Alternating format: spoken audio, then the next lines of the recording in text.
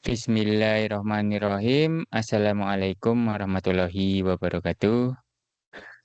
Alhamdulillahirrabbilalamin. Waalaikumsalam.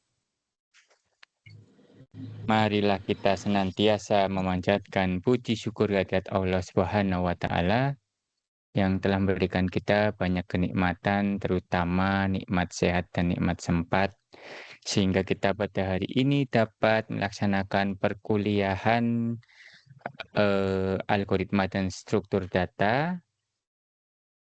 Sholawat dan salam semoga tetap tercurah kepada junjungan kita Nabiullah Muhammad Sallallahu Alaihi Wasallam, keluarga, sahabat, dan insya Allah ke kita sebagai umatnya. Oke teman-teman, kita lanjutkan perkuliahan kita ya. Ini merupakan pertemuan yang terakhir. Ya, selama ini kan kita sudah belajar bagaimana struktur data mempengaruhi sebuah desain algoritma. Ya, ini coba saya share layarnya dulu ya. Bagaimana kita menjalankan ya JavaScript melalui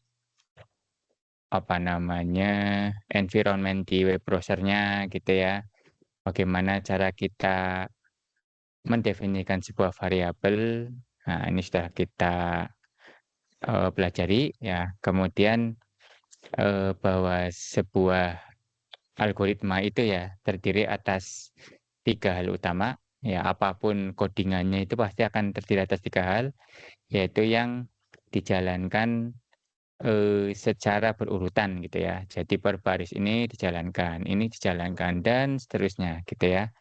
Kemudian ada decision step ya. Ini kalau kita menggunakan if dan else if, yang mana yang dijalankan adalah jika memenuhi sebuah kondisi yang ada di dalam parameter untuk if-nya. Jadi kalau misalnya seperti di sini ya, kita tahu nih A itu -1 ya, jika A-nya itu lebih besar dari 5, maka yang akan dijalankan adalah yang baris 17 ini. Dan yang ini diabaikan gitu ya.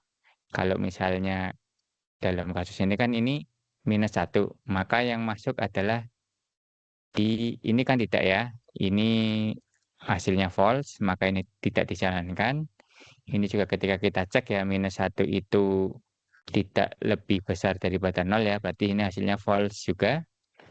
Ya, maka ini tidak dijalankan. Kemudian ketika ini tidak dijalankan dan ini tidak dijalankan, pilihan terakhir adalah menjalankan yang 21. Maka ketika ini dijalankan, maka akan muncul di sini. Ya, di sini akan tulis -1 lebih kecil dari 0. Nanti yang muncul di konsol lognya seperti itu ya. Ya, bagaimana kita memasang live server ya. Di sini ada GoLive, sudah kita jalankan di sini. Kemudian bagaimana cara kita menginspeksi konsol, karena kita tidak menggunakan Node.js, maka pilihannya hanya dilihat di sini ya. Oke teman-teman ya. Jadi kita inspect, nanti muncul di sini ada konsol, gitu ya. Nah, nanti kita bisa mengetahui nih di sini nih. Benar. Jadi mana? Ya. Oke.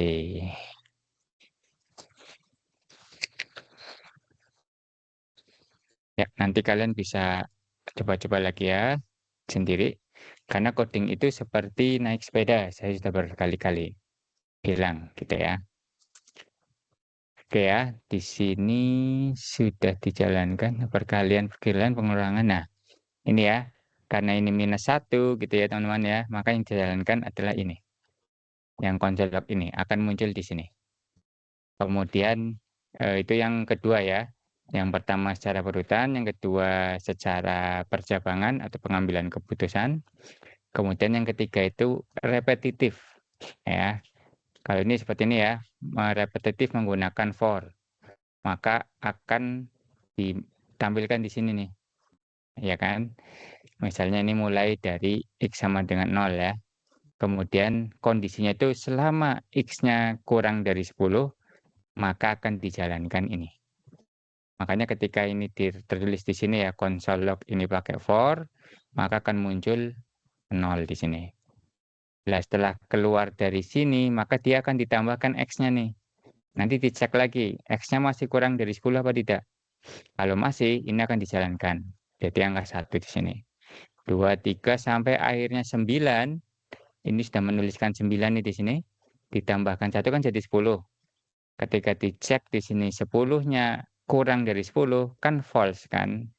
Salah, sehingga ini tidak dijalankan, akan keluar dari for-nya. Ini repetitif nih ya, makanya dia akan berulang. Jadi setiap ada satu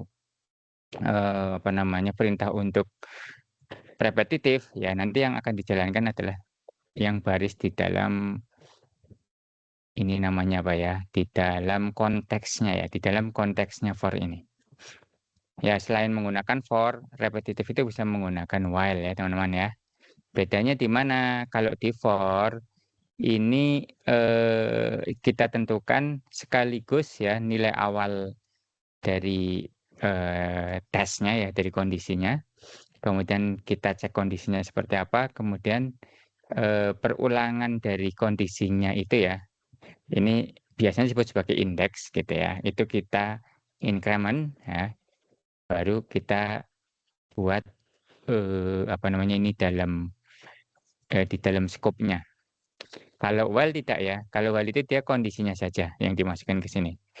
Nanti mulainya itu harus di luar, kemudian apa yang dijalankan di sini ya, itu yang akan menjadi satu pertimbangan ya. Misalnya ini ya sama, intinya sama sih ya. Kalau pakai while juga seperti ini.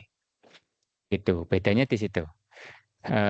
While true-nya ini di sini jangan lupa ya, itu harus dilakukan perubahan di dalam skopnya si while ini. Gitu. Nah, kita sudah belajar itu ya. Kemudian pada pertemuan 4, kita sudah belajar tentang struktur datanya gitu ya. Yang mana struktur data itu berkaitan dengan tipe data. Kita sudah belajar tipe data di dalam JavaScript itu apa aja. Gitu ya. Ini sudah kita tes juga gitu ya. Coba nih kita jalankan lagi.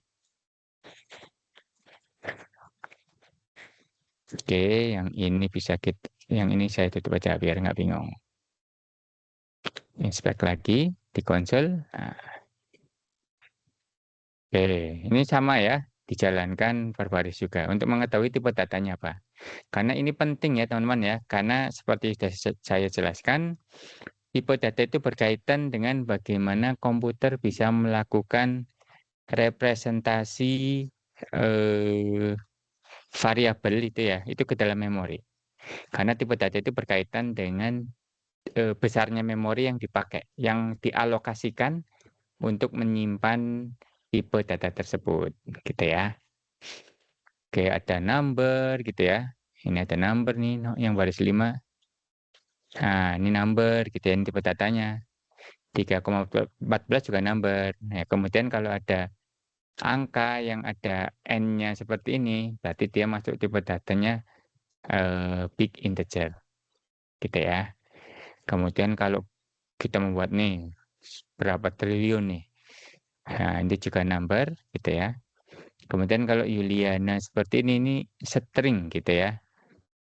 Jadi pokoknya satu deretan angka atau huruf gitu ya. Kalau dia tidak berupa angka, berarti dia masuknya ke kategori string. Jangan lupa ya teman-teman ya, angka pun bisa kita jadiin string ya. Caranya dengan apa? Dengan menambahkan ini tanda petik gitu ya. Ini ciri-ciri string itu kayak begini nih, ada tanda petik. Kalau angka tidak ada, ini angka tidak. Ini satu sebagai number itu kayak begini. Tapi kalau satu sebagai string itu ada tanda petiknya, gitu ya. Bedanya di mana? Bedanya kalau angka satunya itu sebagai string, berarti dia tidak disebut sebagai number ya, tidak disebut sebagai angka. Dia tidak bisa dilakukan operasi bilangan. Ya, kemudian ada boolean ya. Boolean itu berarti true atau false saja. Dan ini boolean kan tadi ya udah kita jelaskan itu dia masuk ke biasanya untuk kondisi ya, untuk repetitif sama jadi apa, percabangan ya. Kemudian ada tipe data 0 ya teman-teman ya, ini nomor 19. Nah ini 0 itu di sini sebagai objek ya, dianggapnya ya, gitu. Tapi 0 itu kalau di istilah di komputer itu merepresentasikan sesuatu ya, suatu nilai yang tidak tahu gitu ya. Jadi bukan kosong. Kosong itu ada sendiri, namanya empty ya. Jadi ini perlu kalian ketahui, 0 ya, ini tidak sama dengan empty ya. Kalau empty itu kosong, kalau 0 itu tidak diketahui. Tidak diketahui ya dia ya, berarti ya mungkin ada isinya tapi tidak diketahui apa gitu kan, gitu ya. Kalau empty kan nggak ada isinya, gitu, ini 0. Kemudian juga ada nama istilahnya simbol, ya cuma ini saya belum menemukan sering dipakai di apa gitu ya. Di sini yang nomor 23-nya itu yang berisi selfie merupakan simbol. Nah, ya saya nggak tahu nih, ini di apa namanya, di codingan JavaScript di aplikasi juga saya belum menemukan cara penggunaan simbolnya. Ya mungkin nanti kapan-kapan ya, ketika saya menemukan nanti penggunaan simbol itu use case-nya itu untuk apa nanti saya kasih tahu.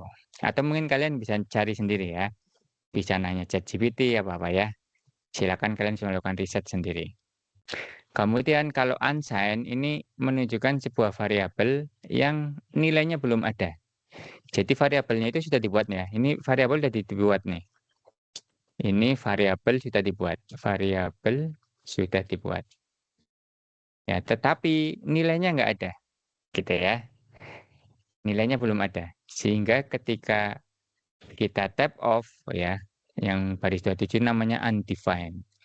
Jadi belum didefinisikan. Gitu ya. Kemudian ada string ya, itu sebagai objek teman-teman ya. Nanti ada string sebagai objek sama string sebagai primitif. Kalau yang di atas tadi, nah yang ini string sebagai primitif ya. Kalau mau bikin string sebagai objek, seperti ini. Bedanya di mana? Tidak ada bedanya sih secara eksplisit, tidak ada bedanya. Cuma kayaknya sih karena dia, jadi objek itu berarti kan tipe datanya sudah nggak primitif ya. Mungkin itu punya beberapa metode yang saya rasa dia bisa tapi kemarin saya udah percobaan itu perlakuannya sama gitu ya. Ya nanti mungkin bisa itu lagi lah ya, dielaborasi lagi. Gitu. Kemudian ya, kalau ada sebuah angka yang diawali dengan angka 0 misalnya kayak begini ya. Ini tidak diperbolehkan ya, teman-teman ya. Ini tidak diperbolehkan. Makanya dia harus dikasih petik tapi dia nanti akan berubah menjadi sebuah string. Ya, jangan lupa ya yang kayak gini harus kalian ingat-ingat juga. Itu. Ini di pertemuan keempat. Nanti di pertemuan kelima ya kita sudah belajar. Ini saya go live-in lagi. Inspect. Oke, tentang apa di sini? Perbedaan let dan konstan ya. Gitu ya. Kalau konstan itu nilainya tidak bisa diubah-ubah. Ya, walaupun dengan nilai yang sama itu tidak bisa diubah-ubah. Gitu ya. Jadi ini error ya. Makanya ini saya kasih apa namanya komen di sini. Nah, ini error karena B itu dia sudah ditetapkan sebagai konstan. Kalau A karena dia masih berupa variabel ya menggunakan let, maka dia bisa diisi dengan nilai yang baru. Makanya ketika 12, 13 ini kita jalankan ya, 12, 13, 8, dan 10, ya, yang A-nya itu bisa diganti. yang B-nya tetap tidak bisa diganti, walaupun dengan nilai yang sama, ya. Kemudian penamaan variabel ini harus menggunakan teknik camel case ya. Camel case itu tiap-tiap kata dipisahkan ya, tetapi dengan suku kata yang pertama ini itu menggunakan huruf kecil, sedangkan kata-kata berikutnya menggunakan huruf kapital. Ya, kayak nama lengkap itu seperti ini ya, jenis kelamin. Ini kalau mau membuat komentar lebih dari satu baris, ini komentar satu baris gitu ya. Kemudian tipe data boolean, ya, nah, ini 3132, ini boolean ya. Ini sebenarnya udah ya, di pertemuan sebelumnya ya. Tapi kan kita belum bahas tentang operasi pada boolean ya. Nah, kalau N ya atau menggunakan ampersand namanya ya. Ampersand itu yang di atas angka 7, tapi double ya. Ini artinya dan ya. Kita bisa menggunakan ampersand kayak begini atau bisa menggunakan N seperti ini ya. Hasilnya akan sama. Nggak boleh ya ternyata ya.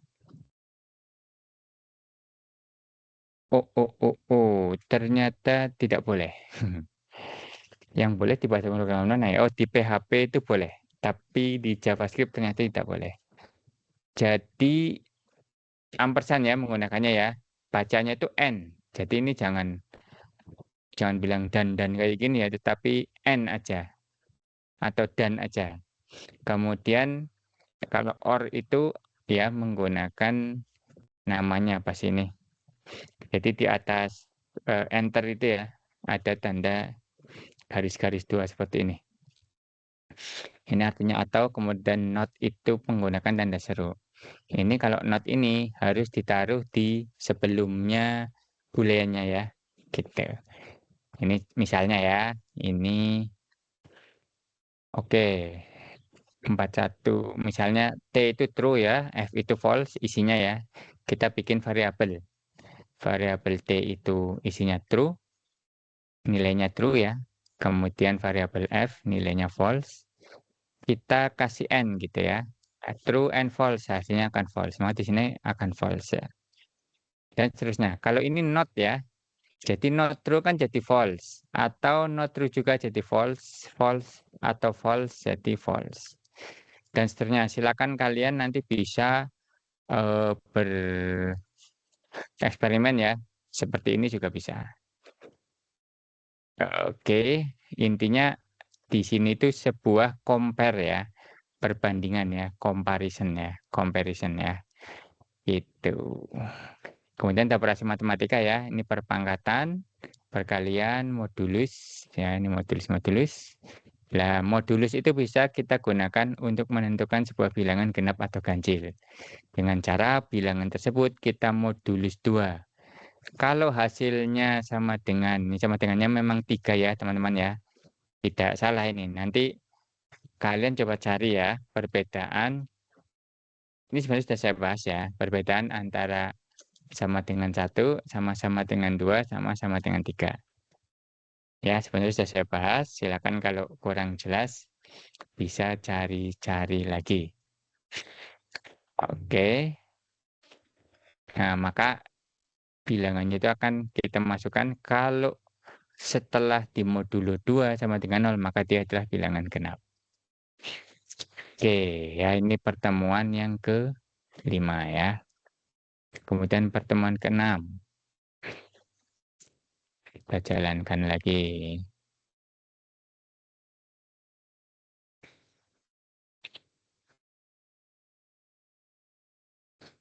Pertemuan ke-6 tentang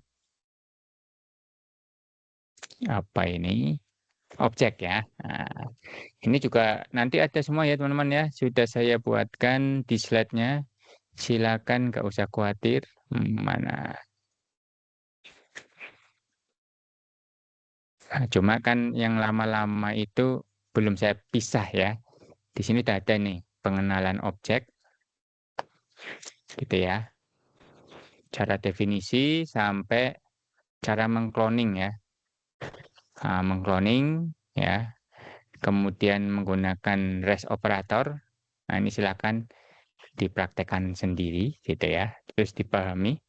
Lah si object destructuring ini ya teman-teman ya, ini sering banget nanti kalian temukan di codingan JavaScript ya.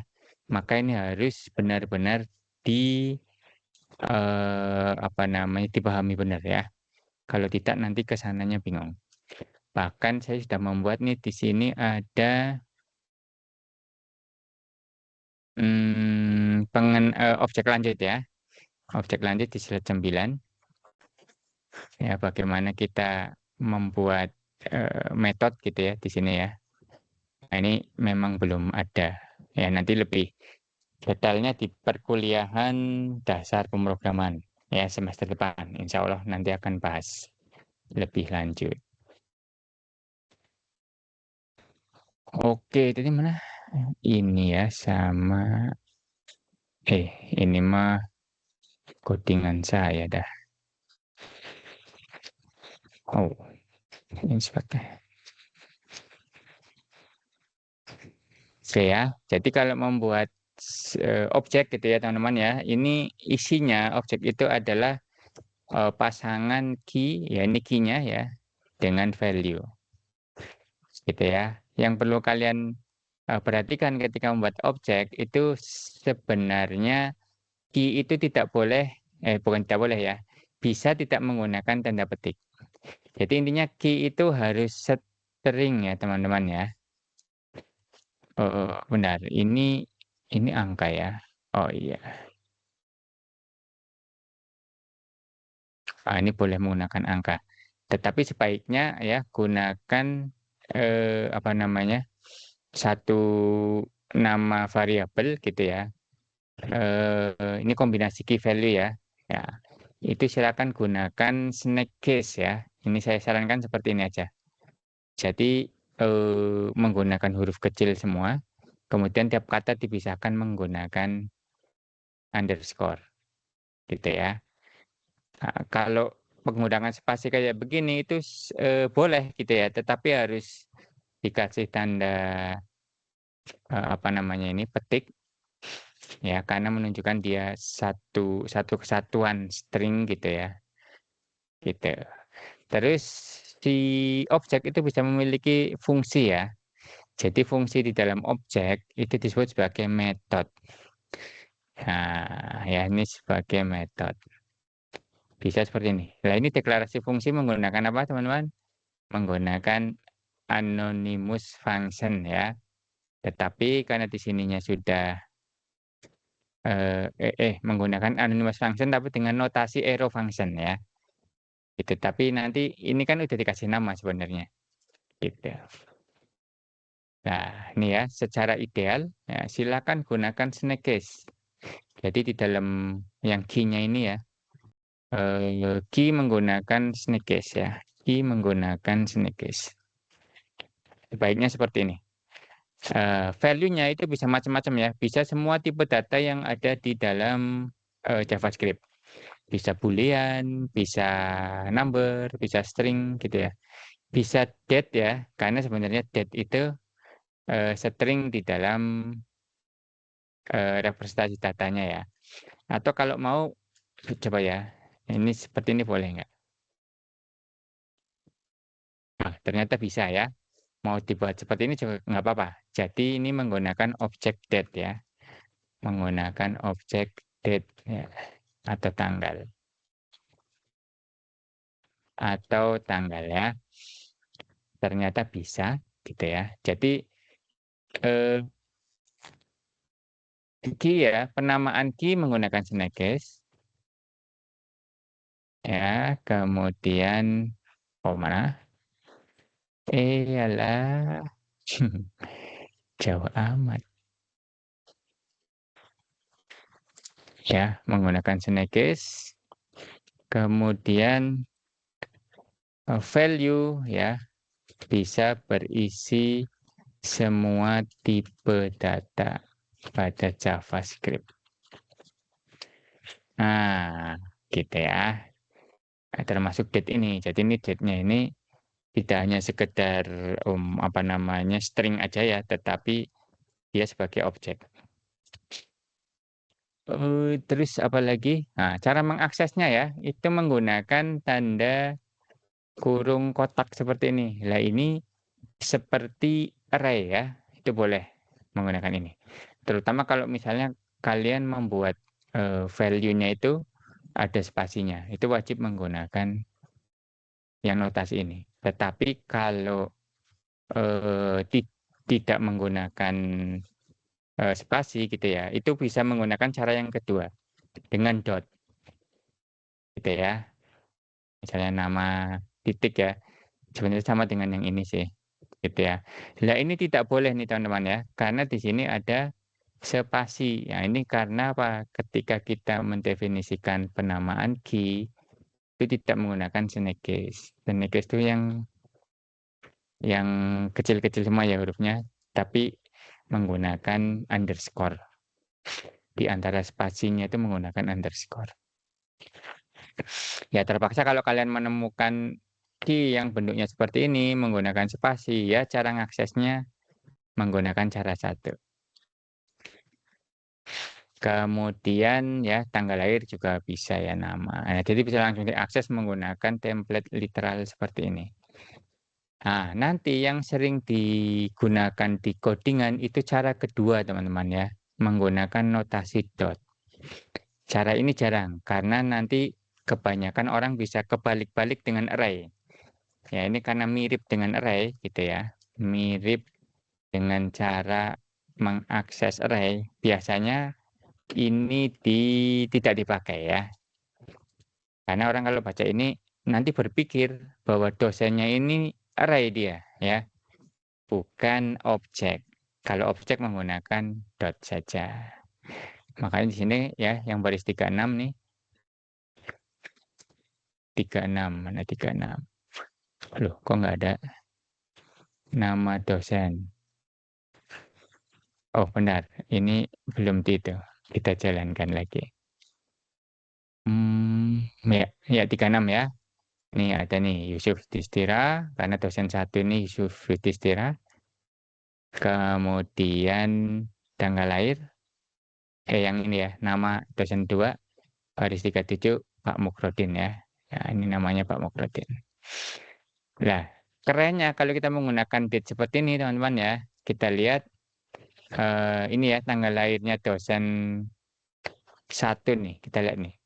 Tanggal lahirnya dosen satu itu yang ini ya.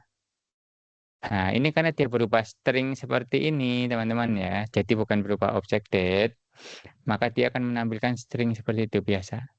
Tetapi perhatikan ketika punyanya Pak Mukrodin ini saya ganti objek, ya. Ketika kita akses di sini nih, dosen 2 ya, namanya siapa, lahir pada dosen 2, tanggal lahir. Nanti di sini akan muncul banyak nih. Gitu ya. Nih, yang ini ya. Mukrodin lahir pada bahkan tahu hari-harinya nih ya. Hari Selasa ya tanggal 7 Januari tahun 2025. Eh, kok lucu ya? Hmm, Bentar. Ini kenapa bukan 19.10 ya? Western Indonesian Time. Wah, ini saya perlu nanti mengoprek-oprek lagi date-nya. Date ya. Ini ngawur ini. Ini tanggal lahirnya ngawur ya. Western Indonesia. Padahal GMT plus 7 ya. GMT plus 7. Atau misalnya gini ya. Ini karena saya salah apa ya? Penasaran saya. Bikin penasaran. Hmm, Tetap saja. Coba saya lihat JavaScript. JavaScript date.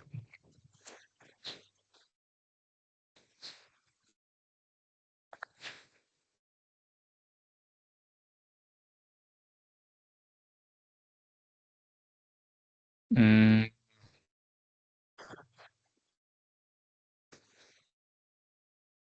ternyata date ini dia berapa milisecond. Single moment in time in a platform independent format. Milisecond sejak tengah malam. Berarti tidak begitu ya. Hmm,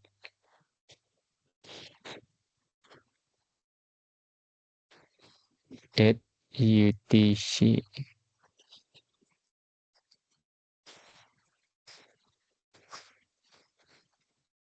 Oh, ternyata harus set, set date.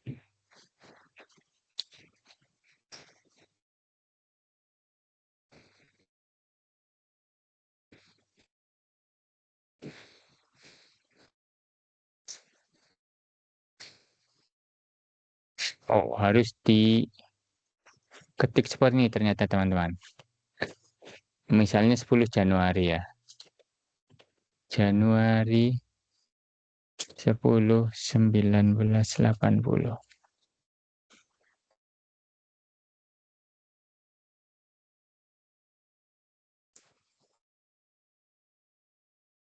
Tetap nggak mau masuk ya.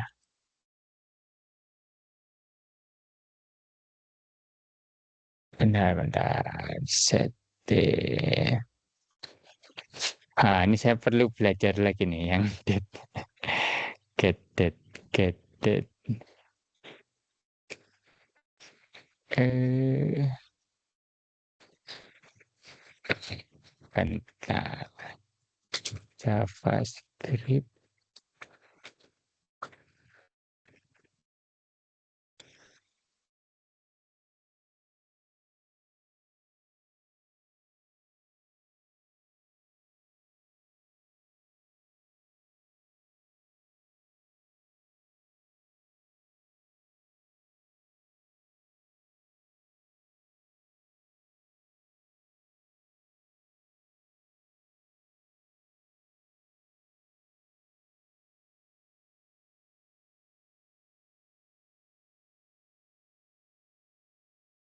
Pakainya ternyata minus-minus teman-teman. Gini. Misalnya gini ya. Coba. Oh, tetap aja nggak beres ya.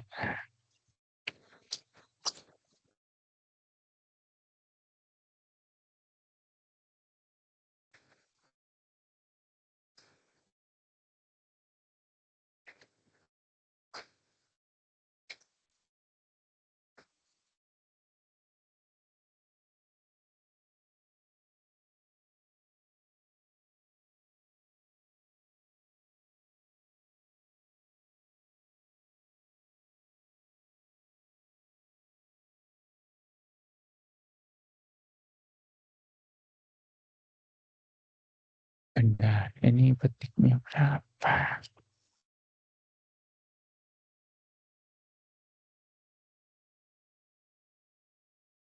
Hmm,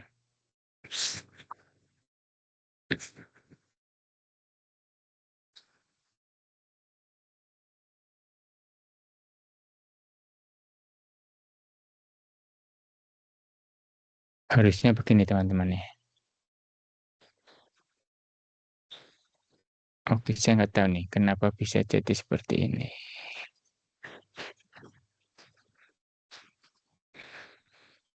Oke, nanti saya cari ya. Ini saya cari-cari ternyata tidak menemukan. YYYMM kan, only years. Oke,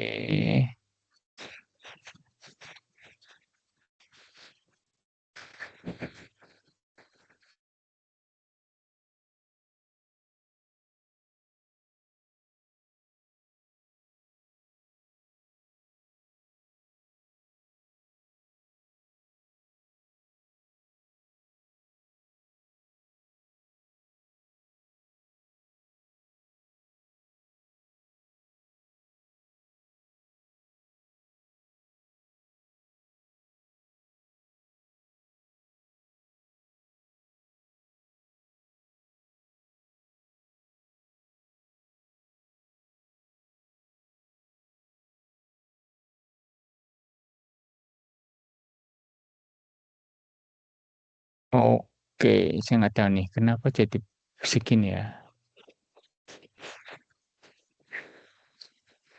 Oke oke oke. Oke, nanti saya itu ya cari tahu ya. Ini nggak error cuma nggak tahu hasilnya. Kok bisa seperti itu ya?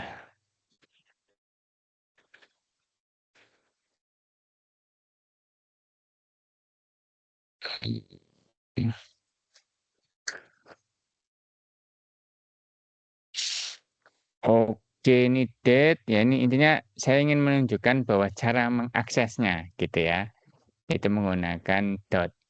Nah, ini yang lebih penting. Kemudian cara menambahkan atribut ya kita tambahkan saja atribut dengan apa namanya key yang ya cara menambahkan key ya pada objek ya atau atribut pada objek itu tambahkan key yang belum ada. Kayak ini kan www belum ada jadi bisa ditambahkan. Kemudian bisa juga ya menggunakan cara seperti ini gitu. Ini kalau di sini nih teman-teman nih nanti di konsol log descendo berarti yang 46 ya 46 mana. Nah, nanti ini ada NPWP sama NPWP ini seperti ini itu dibedakan ya teman-teman ya. Nah, ini tidak disarankan. Karena sebaiknya key itu bersifat unik ya, tidak boleh sama, kemudian menggunakan snack case. Nah, kemudian yang ini untuk menampilkan semua key ya, eh, apa ya, mengambil array of keys-nya. Jadi key-nya itu ya dikeluarkan gitu ya, tetapi dalam bentuk array. Coba ya yang 49 nih, baris 49 yang ini ya. Nah, nih, maka akan diambil key-nya saja. Ini nanti penting untuk di beberapa codingan gitu ya, yang ingin kita ambil atributnya, gitu.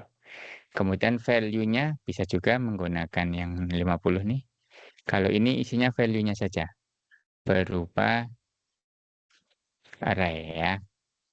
Urutannya akan sama dengan ini.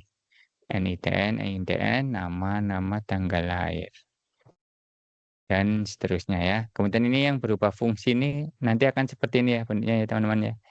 Ini namanya anonymous function, gitu ya. Oke, ini ada skopnya juga. Terus apalagi hmm, membuat fungsi ya. Nah, ini kemarin sempat kita bahas ya, karena ada perubahan materi, gitu kan. Nanti akan coba kita jelaskan di skrip berikutnya. Kemudian di pertemuan 789 ya, kita ada DOM gitu ya teman-teman ya. Ada pembuatan DOM. Nah, ini apa? Selama ini ketika kita bermain-main JavaScript gitu ya teman-teman ya, ini selalu menggunakan konsol ya, kayak gini ya, menggunakan konsol yang ini. Nah, sekarang kita akan ubah-ubah eh, biar nanti muncul di dalam web browsernya di dalam sini. Ini saya sudah gitu ya. Misalnya di tabel 2 nih sudah saya contohkan ya akan membuat tabel siswa gitu ya yang datanya itu berupa array. Ya, berupa array seperti ini. Dan nanti sering banget ya teman-teman ya data untuk tabel ini kita ambil ya. Ini sering banget nih. Data biasanya kita ambil dari endpoint ya. Dari endpoint API. Begitu.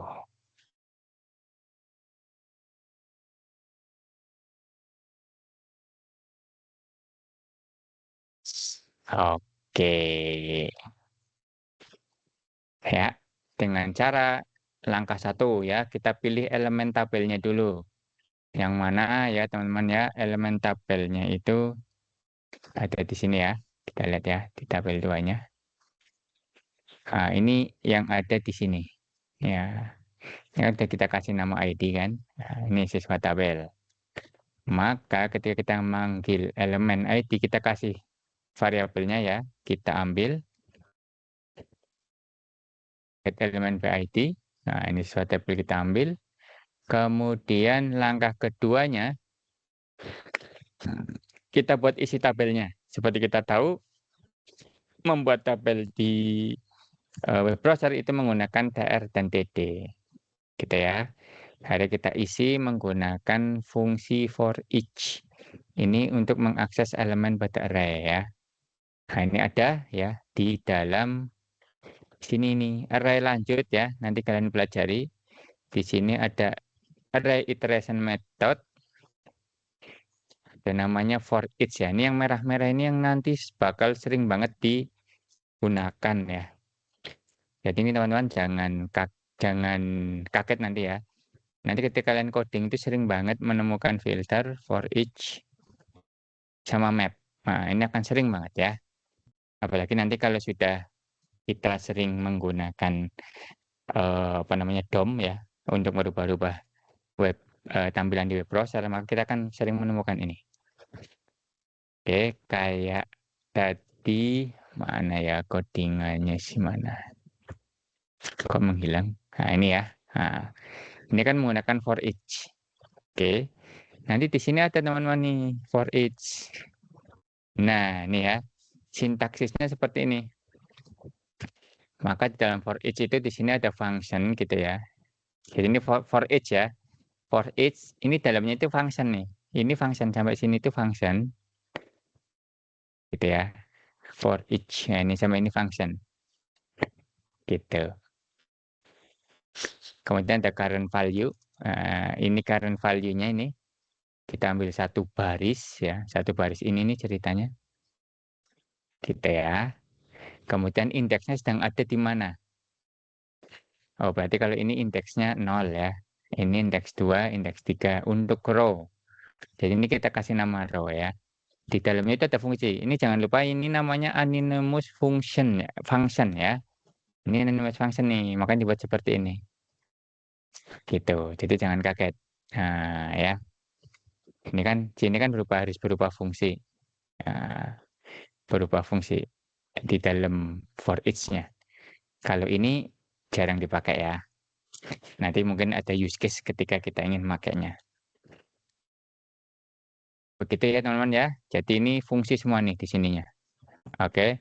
Nah, di dalam fungsi yang for each pertama itu ada for each lagi. Itu boleh ya. Nggak masalah. Karena apa? Untuk for each yang di dalam yang keduanya ya, di dalam for each yang pertama ini namanya nested ya, nested function call gitu ya. Jadi pemanggilan fungsi secara namanya apa ya? Nested itu di dalam fungsi manggil fungsi lagi. Nah, ini row-nya yang kita ambil ya. Makanya ya, row-nya kita ambil seperti ini kita ambil misalnya ya. Terus kita bedah lagi. For each kan membedah dia. Ya, membedah. Jadi gunanya for each di sini ada ya. Akan menerapkan sebuah fungsi pada setiap elemen. Nah, pada elemen kosong, fungsi callback tidak akan diterapkan. Silakan nanti ini ya, kalian bisa coba-coba sendiri ya. Salah satu penggunanya seperti itu. Ya, jadi yang row-nya ini kita ambil per bagian lagi. Kan ini elemen-elemennya kan. Ini yang disebut sebagai sel. Gitu. Makanya jangan heran di sini isinya sel gitu ya. Sel ini akan kita ambil ya nilainya untuk dimasukin ke TH-nya. Nah, ke TH atau TD ya. Tergantung dari posisi indeks. Kalau indeks row-nya di row pertama, dia akan menjadi TH. Ini akan menjadi TH nih. Ini ya, ini akan menjadi isi TH. Gini ya. Karena indeks 0. Di sini sudah ditentuin ya. Indeksnya apakah 0, maka dia akan berisi TH. Sedangkan kalau indeksnya tidak 0 alias yang satu ini ya. 1, 2, 3, 4, 5, 6. Maka akan menjadi isi dari ini ya, berikutnya ya. Ini akan menjadi isi dari TD. Bedanya sih sedikit ya teman-teman ya. Ini cuma tebal sama enggak aja. Ini kalau TH kan dia tebal ya. Kalau TD itu dia tidak tebal. Oke, kurang lebih seperti itu ya teman-teman ya. Nah, terus nanti setelah dibuat TR apa namanya isi dari tabelnya itu disematkan ke dalam namanya elemen tabel tadi, gitu ya. Jadi elemen tabel ini diisi. Jadi ini yang akan diisi menggunakan for each tadi, ya. Ah, Pilih sini ya. Bagian ini yang akan diisi oleh array for each ya. Nah, jangan bingung ya teman-teman ya. Silakan nanti dicoba ya dijalankan satu-satu. Oke, ini pertemuan 789. Kemudian pertemuan ke-12 ya. Kita belajar tentang function yang advance. Ini kita jalankan dulu saja. Oke, kita inspect. Kita tutup sininya.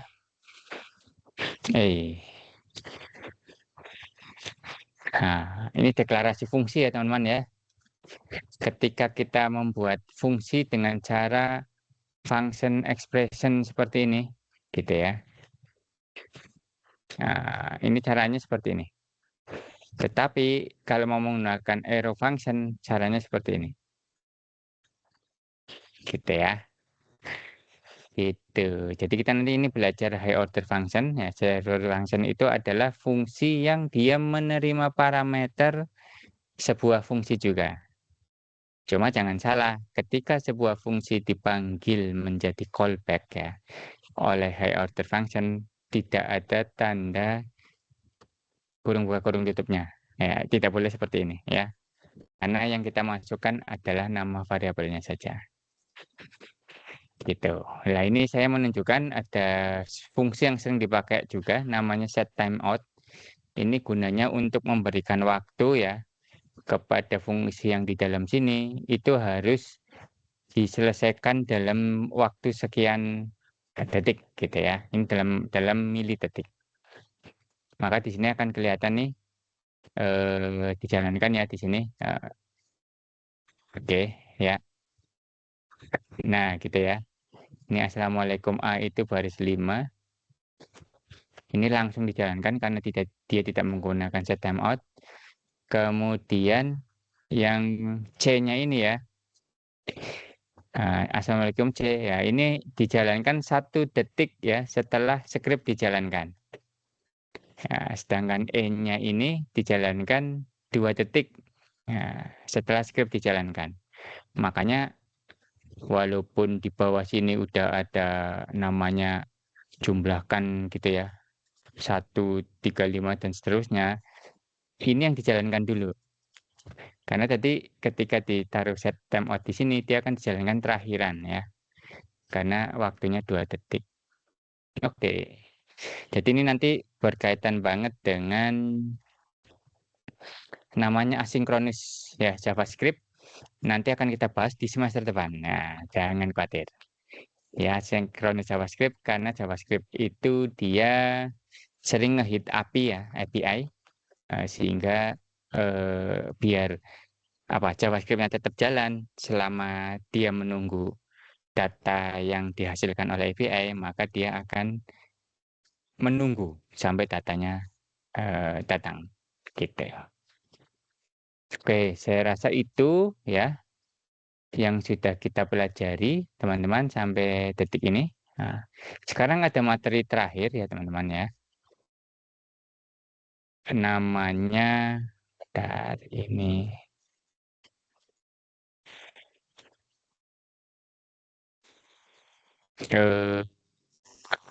analisis kompleksitas algoritma. Oke, sebelum masuk ke analisis kompleksitas mahasiswa, ya silakan mau ada yang ditanyakan. Monggo kalau mau ada yang tanyakan. Tidak ada, Pak. Nggak ada. Iya. Oke.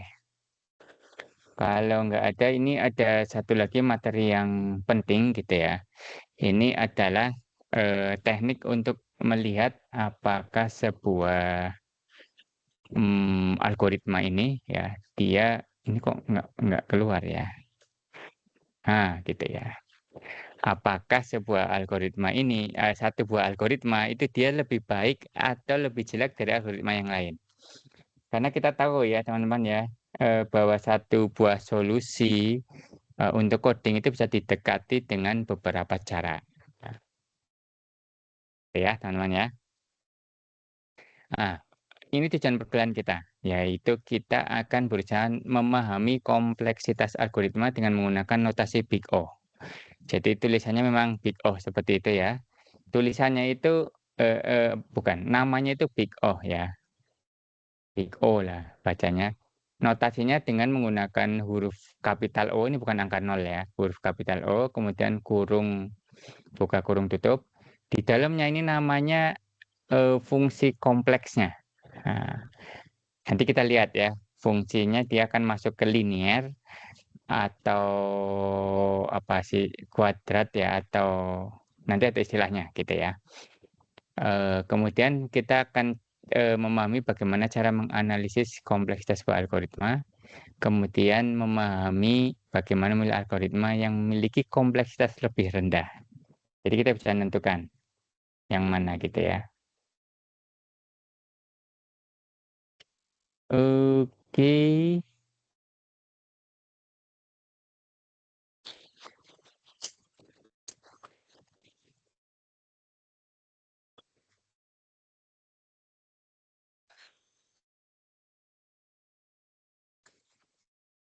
Nah, analisis algoritma itu dengan namanya notasi asimptotik ya. Big O nih teman-teman ya.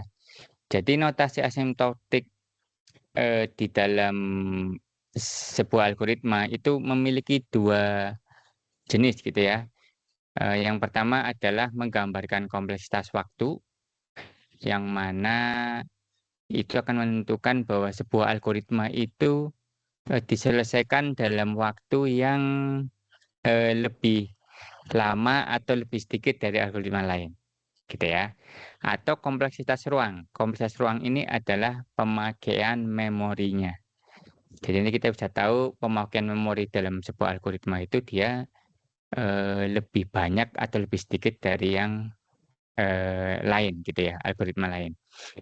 Nanti ya di mata kuliah Artificial Intelligence di bagian searching, nanti kalian akan tahu gitu ya, kompleksitas ruang ketika algoritma searching diterapkan gitu ya.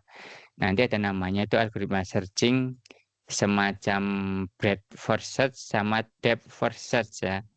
Kalau breadth first search itu dia akan memiliki kompleksitas ruang yang eksponensial. Nah, itu berbahaya ya, karena ketika kita menerapkan algoritma tersebut, maka dibutuhkan memori yang sangat besar. Sehingga sampai-sampai ya nanti komputernya hang gara-gara ruang di dalam memorinya berkurang. Gitu. Kalau kompleksitas waktu untuk kapasitas atau untuk mesin yang sama gitu ya, kita bisa lihat bahwa sebuah algoritma itu nanti dia akan lebih lama dibanding algoritma yang lain atau tidak, gitu ya.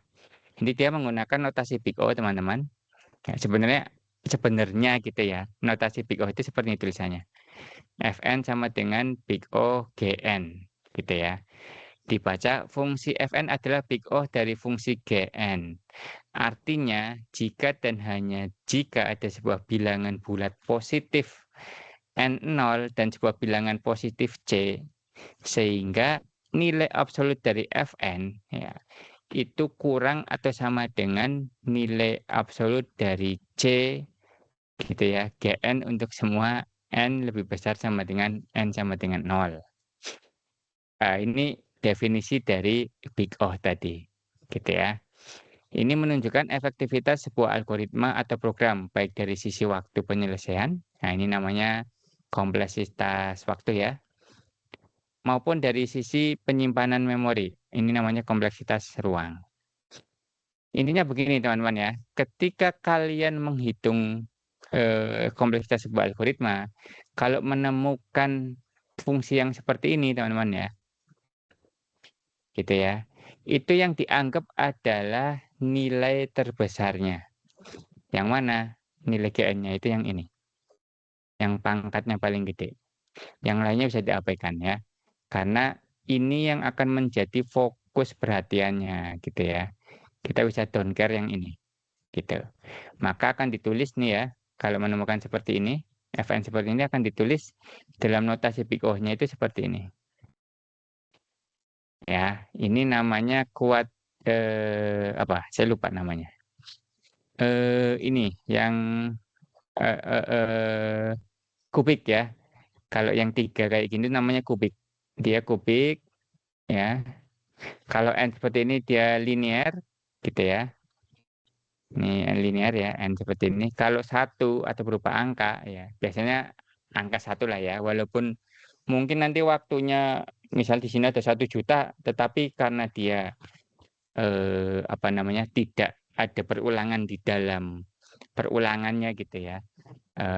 Ini makanya disebut sebagai konstan. Gitu ya. Yang menunjukkan bahwa N itu banyaknya input ya, teman-teman ya. Nanti akan kita lihat nih di sini. Jadi si big O ini itu ada macam-macam. Kalau yang notasinya seperti ini disebut sebagai konstan. Dia itu ya ceritanya untuk ukuran input yang semakin besar, maka dibutuhkan operasi pada CPU itu yang konstan. Jadi mau datanya ada 1 juta, datanya ada 1, datanya misalnya ada miliaran, waktunya operasi pada CPU-nya itu sama, gitu ya. Namanya konstan. Kalau log n ya, itu nanti bentuk grafiknya seperti ini. Nah, yang 2 ini log n. Ini namanya logaritmik, gitu ya. Dia di awal itu waktunya akan pasti meningkat dengan drastis gitu ya. Tetapi seiring berjalannya atau bertambahnya input, maka dia akan semakin melandai walaupun naik ya, namanya logaritmik. Terus kalau linear itu kalau lurus kayak gini teman-teman ya. Ini linear nih. Nah, ini artinya apa? Artinya operasi CPU-nya itu berbanding lurus dengan jumlah inputannya. Jadi inputannya semakin banyak, 2 kali ya, dia butuh operasi 2 kali. Gitu ya. Ini namanya linear. Ya. Kalau n log n itu seperti ini ya. N log n. Ini namanya apa ya? Saya nggak tahu nih. Logaritmik tetapi ada perkaliannya di depannya. Kemudian kalau n pangkat k ya seperti ini ya, pangkat 2, pangkat 3, pangkat x ya. Ini namanya polinomial ya. Polinomial namanya. Gitu. Oh, sorry. Ini konstan ya. Berarti yang saya salah nih. Ini. Ya, makanya bingung. Lah yang ini mana tadi ya? Yang ini sama ini gitu ya. Ini masuk ke polinomial. Pokoknya pangkatnya itu berupa konstan ya, berupa konstan. Ini harusnya x-nya n ini ya. Ini menurut saya n karena dia jumlah input. Ini salah dia. Terus ini 2 pangkat n ya harusnya ya. Oh iya. Ya semacam itulah. Kalau ini eksponensial gitu ya, dia akan seperti ini. Yang terakhir dia faktorial. Jadi kalau kita lihat ya, antara konstan, logaritmik, linear, polinomial, eksponensial, dan faktorial, itu semakin ke bawah, itu semakin kompleks atau mahal. Gitu ya. Ini contoh saja ya. Contoh nih. Di tabel ini terlihat, ini ya, terlihat ya teman-teman ya. Untuk ukuran input 10, 20, dan 30. Ya. Untuk kompleksitas waktu ini ya, dari sebuah algoritma yang n pangkat 2 ini dia berarti kuadratik ya, n pangkat 2 nih, yang kuadratik. Itu kalau isiannya kedua nih, misalnya ya, kalau isiannya 10, maka dibutuhkan waktu sekian second. Maka ketika isiannya 20, maka akan menjadi ya 4 kali 10 pangkat minus 4 second. Gitu ya. Kemudian waktunya ketika 50 akan sekian. Nah ini yang disebut sebagai kuadratik. Bandingkan dengan yang 3 pangkat N atau 2 pangkat N ya, ini namanya eksponensial ya. Dengan input yang sama ya, dari ini 1 second ya, dibutuhkan waktu 1 detik nih, untuk menyelesaikan algoritma tadi. Tetapi ketika inputnya jadi 50, ya dibutuhkan waktu 35 tahun untuk menyelesaikannya. Ini kalau algoritmanya eksponensial, gitu ya, dan seterusnya. Jadi ini perbandingan ya antara waktu untuk menyelesaikan sebuah algoritma, yang satunya itu dia secara polinomial gitu ya. Yang ini yang polinomial itu yang ini, gitu ya. Kalau yang ini secara eksponensial, gitu. Ya, berat banget ya. Nah, itu makanya hati-hati ketika kalian nanti mendesain sebuah algoritma.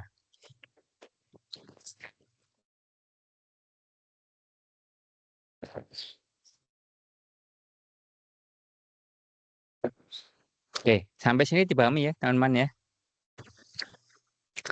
Jadi nanti Ya, ketika Pak. kalian ditanya, gimana, Mas Taufik, ada pertanyaan?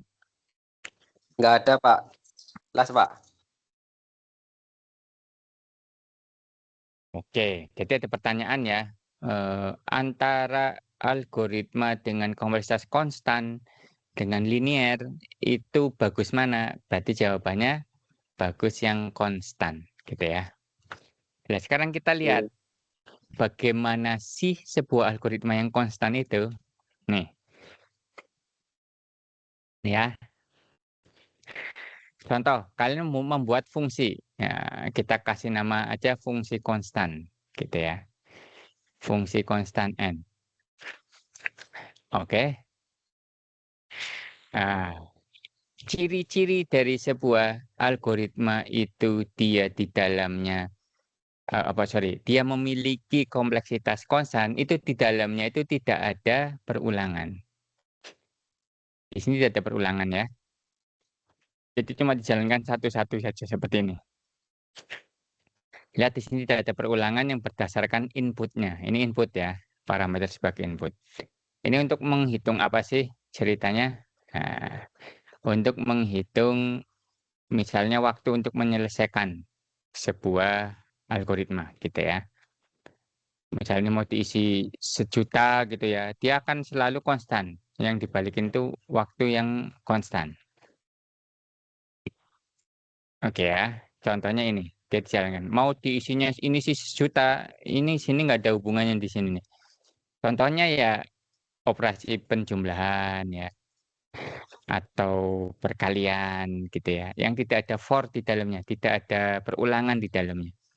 Maka ini sebagai fungsi yang konstan. Kayak jumlahkan ya, itu fungsi konstan. Gitu. Gitu ya, teman-teman ya. Oke, dipahami ya, teman-teman ya. Oke, atau kita coba ya, kita coba jalankan saja, biar lebih menarik. Menarik. Kita tambahkan di sini ya, biar kalian nanti praktekkan saja. Jangan khawatir ya, nanti ini terakhir ya, ini akan saya zip, silakan nanti saya akan apa namanya, disebarkan ke WA grup ya. Nanti silakan dicoba-coba sendiri. Kompleksitas big O ya, tulis asimtotik, asimtotik. Nah, seperti biasa di sini kita buat dua file, index.html sama script.js.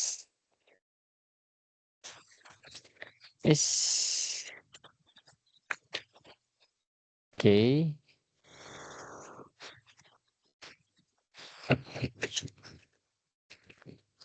pertemuan 14.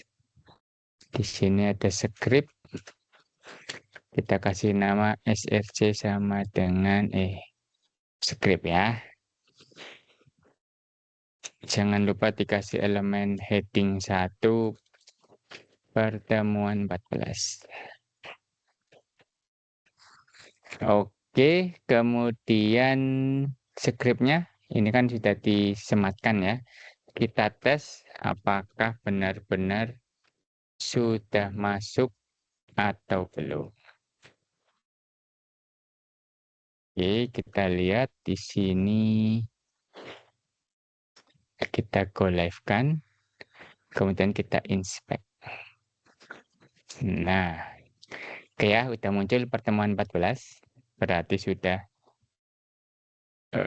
terpanggil ya scriptnya. Coba kita bikin function. Tadi namanya apa? Konstan ya, fungsi konstan. Nah, ini di dalamnya ada variabel bebas ya, di situ. Nah, misalnya let kompleksitas sama dengan 0. Mana ya? Kompleksitas namanya kompleksitas 1 ya. Kompleksitas sama dengan kompleksitas +1 is return kompleksitas. Nah,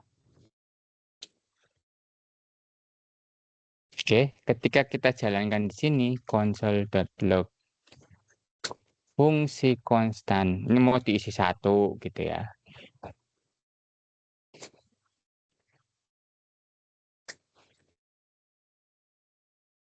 Nah, di sini akan tetap 1 keluarnya, gitu ya. Karena dia konstan. Mau diisi 1 juta pun dia 1. Mau diisi misalnya 200, dia tetap akan muncul satu-satu. Jadi ini tuh langsung dikerjakan itu sekali saja. Nah, ini salah satu, ini nanti yang ini ya, cara seperti ini nanti akan coba saya kurangi ya, dengan cara membuatnya menggunakan arrow function ya. Jadi nanti kalian tidak akan bingung ketika sudah sering menggunakan codingan di dalam aplikasi yang realnya. Ya, nanti kayak begini, cara membuat arrow function. Isinya sama di dalam sini.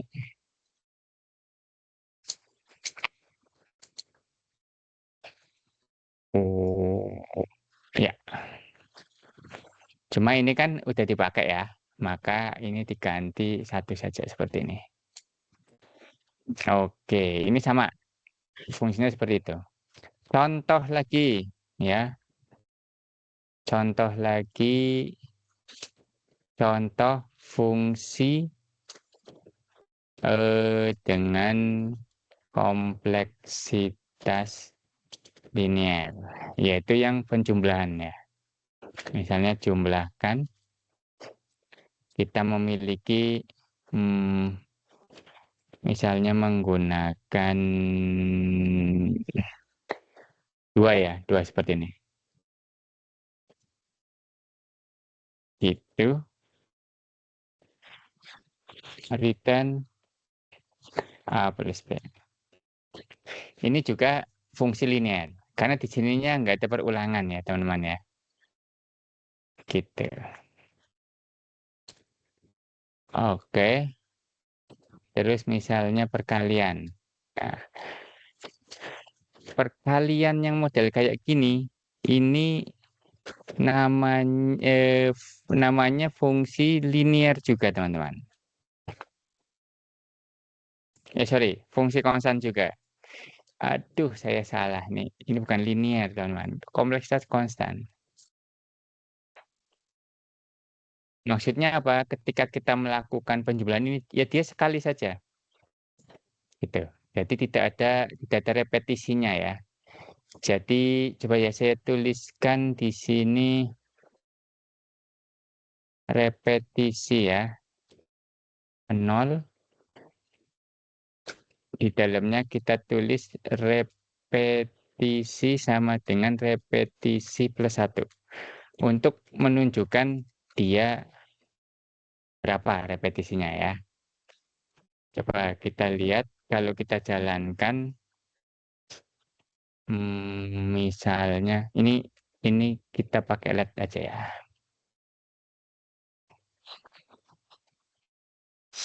LED repetisi dulu aja deh. Enaknya begitu ya. Atau ya, ini LED repetisi. Di sini repetisinya kita nolkan dulu ya teman-teman ya. Biar kalian nggak bingung nih. Kemudian dijalankan ya dengan menambahkan 1. Kemudian nanti ya coba kita jalankan fungsinya. Jumlahkan misalnya 10 dengan 12 ya, kita jalankan. Nanti kita lihat repetisinya isinya berapa.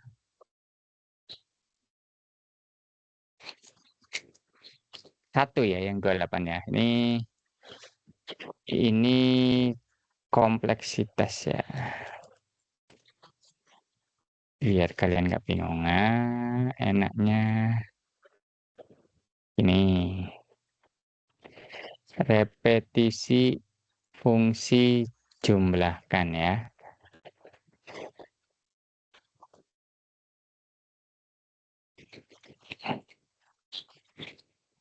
Oke.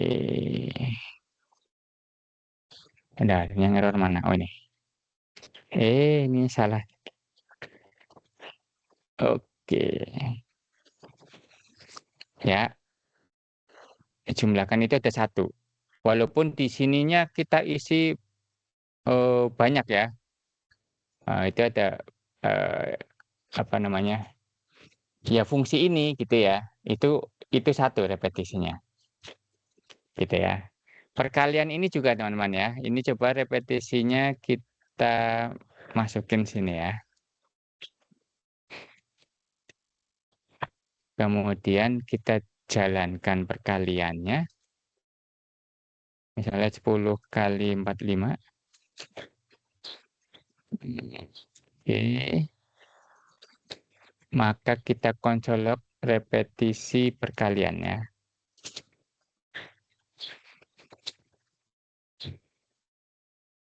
Ini tapi jangan lupa dinolkan dulu ya.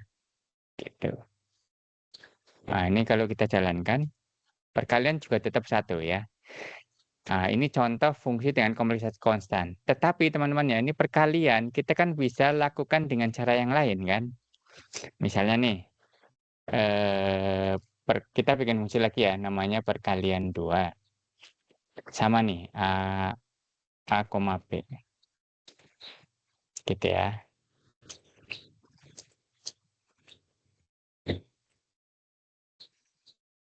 Terus tetapi model penjumlahannya ya teman-teman ya. Itu ini kan perkalian ya. Kita menggunakan for. Gitu kan. Jadi for misalnya indeks sama dengan berarti berapa ya? Mulai dari 0 ya. Kemudian indeks kurang dari B-nya gitu ya. Kemudian apalagi indeksnya sama dengan indeks plus 1.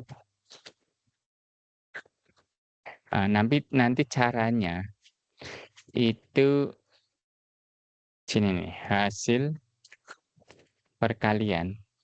Kita kasih 0 pertama kali ya. Ini pakai LED. Ya, di sini nanti hasil perkalian sama dengan hasil perkalian lagi ditambah A-nya nih teman-teman. Jadi misalnya 3 kali 3 itu kan sebenarnya 3 ditambah 3 ditambah 3 kan. Gitu. Maksud ya. Nanti dalam for ini repetisinya kita tambahkan. Repetisi sama dengan repetisi plus 1 ya. Repetisi. Nah nanti enaknya saya kasih kayak begini. Maksudnya kayak gini jangan bingung ya. Nah, ini sama dengan, sorry. Ya, ini sama dengan repetisi plus 1. Nah, ya, jangan kaget. Kalau ini juga nanti bisa kita jadiin seperti ini. Ya, ini sama dengan hasil perkalian plus A. Oke ya, akan sama dengan itu. Tetapi kita ingin tahu nih, repetisinya itu berapa kali ya. Kita lihat, oh udah tahu ya di sini ya. Nah, coba ya kita lakukan perkalian 2.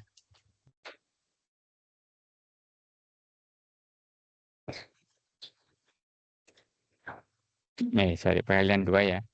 10 dengan 45.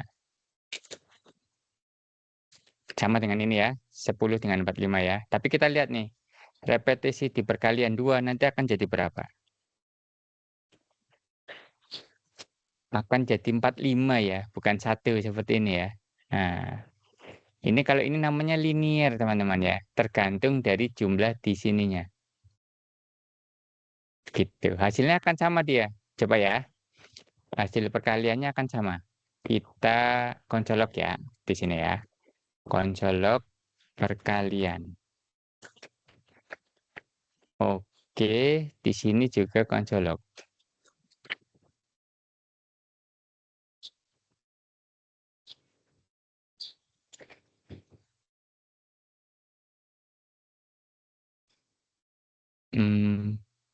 Benar. Perkalian 45. Ini baris 35 450 loh. Oh, ini belum ada returnnya. Return hasil perkalian. Tidak salah. Oke ya, hasilnya sama ya, 450. Cuma cara pada fungsi yang pertama, gini teman-teman ya. Fungsi yang pertama ini menggunakan kompleksitas yang linear. Yang konstan. Kalau yang ini linear. Ya, jadi ini contoh fungsi linear ya. Contoh fungsi dengan kompleksitas linear. Gitu. Ya, jangan kaget ya. Walaupun dua fungsi ini menyelesaikan hal yang sama, tetapi fungsi yang kedua ini ya teman-teman ya, ini jauh lebih jelek dibanding yang pertama. Ya, karena dia melakukan penjumlahan sebanyak B-nya ya. A-nya dijumlahkan sebanyak B. Nah, sekarang kalau ininya misalnya banyak gitu ya, semacam ini. Nah, itu gimana? Tuh, agak lama ya. Sorry, jadi lama banget nih. Jangan lama-lama ya, nanti waktunya tuh. Udah lama nanti nggak muncul-muncul. Benar, ini berbahaya nih. Ini kita serubah aja ya. Jadi misalnya 1000 aja coba. 1200. Aduh, ini komputernya error nih teman-teman.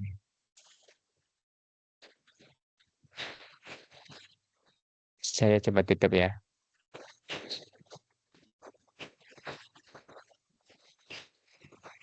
Ini komputernya error. 1 miliar begitu. Iseng banget sih Pak Yusuf.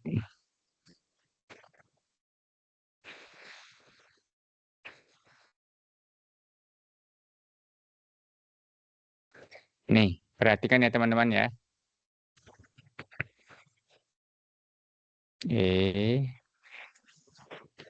Ketika kita rubah ininya nih teman-teman ya. Ini ya, saya coba refresh ya. Saya refresh nih. Nah, ini masih kelihatan ya, masih belum kelihatan ini cepat ya. Sekarang tadi ya, ini saya tambahin misalnya jadi 120.000 nih. Kita lihat di sini nih. Ctrl R. Oh, masih cepat ya. Masih cepat ya, belum kerasa ya. Coba kalau saya naikin lagi jadi segini. Oh, masih cepat. Masih cepat, cuma udah agak kelihatan berbeda ya. Ini muncul dulu, yang ini munculnya lama, gitu ya. Betul kan, agak lama. Saya tambahin lagi. Tuh, baru muncul. Nah, itu yang disebut sebagai kompleksitas waktu gitu ya teman-teman ya. Yang satu menggunakan penjumlahan sebanyak apa namanya bilangan pengalinya, yang satu langsung dikalikan saja. Nah, gitu. Ini namanya kompleksitas. Walaupun hasilnya sama gitu ya. Nah, masalahnya ini mau menghasilkan nilai yang sama nih. Misalnya perkalian antara 10.000 ya. Sorry, kok di sini yang diganti. Misalnya antara 10.000 dengan 45.000 gitu kan. Nanti akan muncul cepat di sini. Tuh, muncul cepat, tetapi yang ininya lama. Oke, ini kurang 0,2 ya. Saya coba ya. Tambahin lagi sini. Oke ya, langsung muncul. Tetapi ini baru muncul. Ini yang disebut sebagai kompleksitasnya. Jadi algoritma yang bawah ini dengan hasil perkalian yang sama gitu ya. Itu dia akan lebih lama. Atau gini deh. Ini saya perkalian jadi berapa ya? 10 sama 12. Ini saya copy ke sana aja ya. Biar nggak bingung. Biar nggak bingung. Jadi variabelnya sama. Sorry. Argumennya sama. Itu ya. 12. Nah, yang ini baru muncul. Nah, jadi dengan adanya iterasi seperti ini, dia membuat eh, fungsi ini itu kompleksitasnya jadi linear. Gitu. Paham ya? Ini lebih cepat diselesaikan. Yang ini, gitu ya. Sedangkan yang ini akan lama. Gitu. Paham ya? Itu sesuai kompleksitas. Yang ini linear ya. Yang ini ya. Berarti ini contoh lagi. Fungsi dengan kompleksitas apa namanya konstan ya. Nah, dipahami ya teman-teman ya, konsepnya seperti itu. Oke ya, biar nggak bingung ya, ini saya tunjukin dulu lagi pelan-pelan ya. Nanti silakan bisa diketik dengan download videonya ya, nanti di apa namanya di pause gitu ya. Fungsi konstan itu di sini tidak ada iterasi ya. Nah, ini contohnya sama ya. Nah, ini saya akan menunjukkan repetisinya. Oke, sekarang kompleksitas konstan dengan perkalian nih teman-teman ya. Ini fungsi 2 ini, perkalian dengan yang perkalian 2, ini fungsinya sama. Ya, untuk mengalihkan yang ada di argumennya. Cuma dengan cara yang kedua ini, dia menjadi linear kompleksitasnya. Ya, tadi kerasa ya perbedaannya ya. Jadi ketika ini kita jalankan di sini, ya kan kerasa nih yang 12 miliarnya ini, 12 triliun apa nih, sekitar segitu ya. Itu akan lebih lama. Lihat ya, ini sudah muncul dulu, baru muncul setelah sekian detik. Ini linear ya. Makanya dengan jumlah data yang apa namanya makin besar gitu ya. Kalau linear ya, jadi semakin dirubah tadi ya, semakin dirubah ininya, data yang argumen keduanya, maka dia akan semakin lama. Ini sebenarnya saya mau iseng mau nambahin 10 lagi ya. Takutnya nanti lamaan. Soalnya tadi berapa ya? Berapa detik ini dia baru keluar. Begitu ya, teman-teman ya.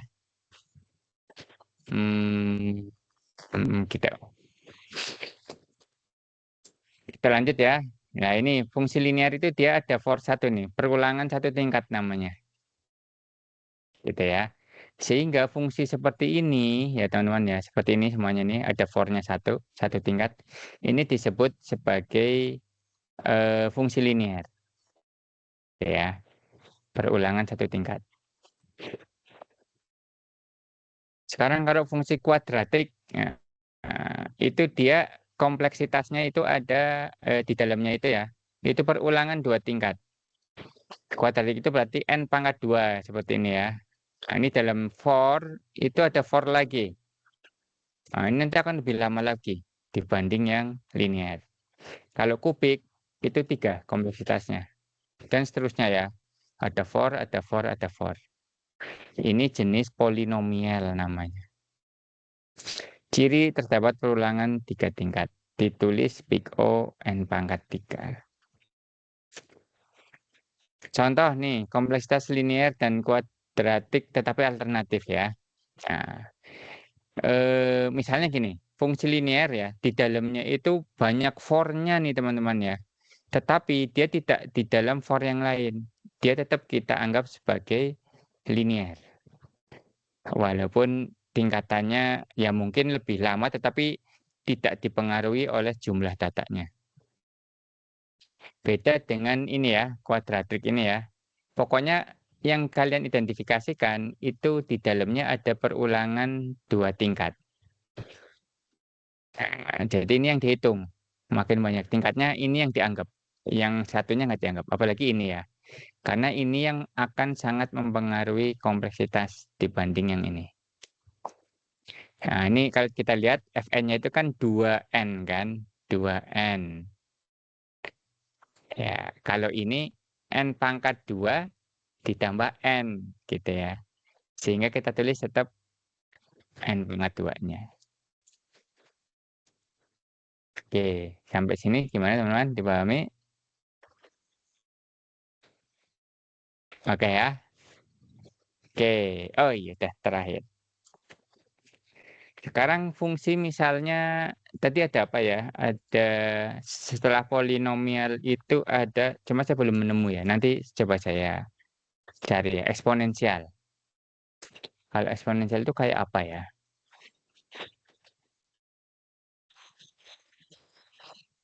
Hmm,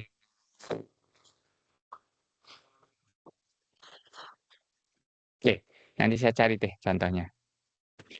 Intinya itu ya teman-teman ya. Untuk pertemuan kita kali ini, kita bahas tentang kompleksitas sebuah algoritma. Gitu. Jadi kalau nanti di dalam ini for-nya ada for lagi, itu berarti maksudnya kuadratik ya.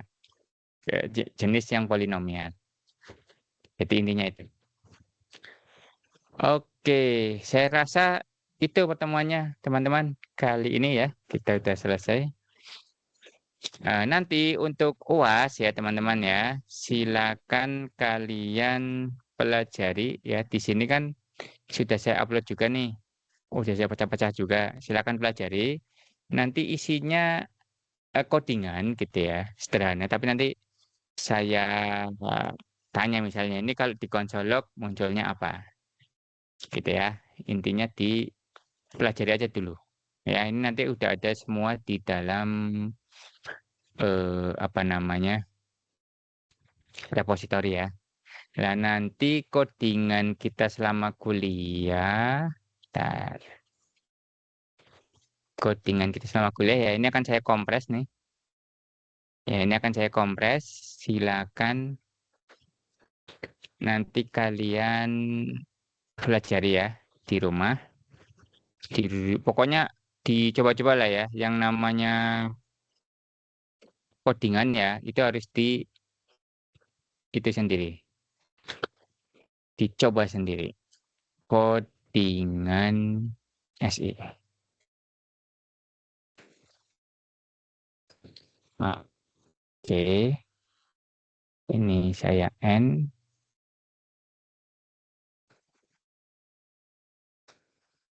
Mana ini? Codingannya saya stop sharing dulu.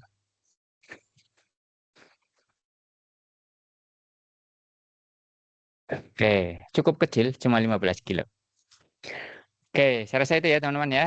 Ini cepat karena saya tidak menunggu kalian coding ya. Silakan dipelajari, ini sebagai bahan untuk kalian nanti ketika kuliah dasar pemrograman akan kita pakai lagi. Kita nanti akan bahas banyak hal ya, mulai dari penggunaan framework Next.js sampai nanti kalian menggunakan Node.js. Kita akan belajar asynchronous JavaScript. Kita akan belajar bagaimana nge-hit API ya. Intinya sebagai bahan kita nanti untuk mempelajari pemrograman website yang lebih advance. Saya rasa itu teman-teman. Sebelum saya tutup, ada yang mau kalian tanyakan? Tidak ada, Pak. Enggak ada? Oke, jangan lupa siapa namanya presensinya ya dilakukan. Oke. Kemudian apalagi kayaknya itu aja cukup ya. Kita tutup ya dengan membaca doa kafaratul majelis. Bismillahirrahmanirrahim. Subhanakallahumma wa bihamdika asyhadu alla ilaha illa anta astaghfiruka wa atubu ilaik. Terima kasih banyak. Saya akhiri. Wassalamualaikum warahmatullahi wabarakatuh. Waalaikumsalam warahmatullahi wabarakatuh.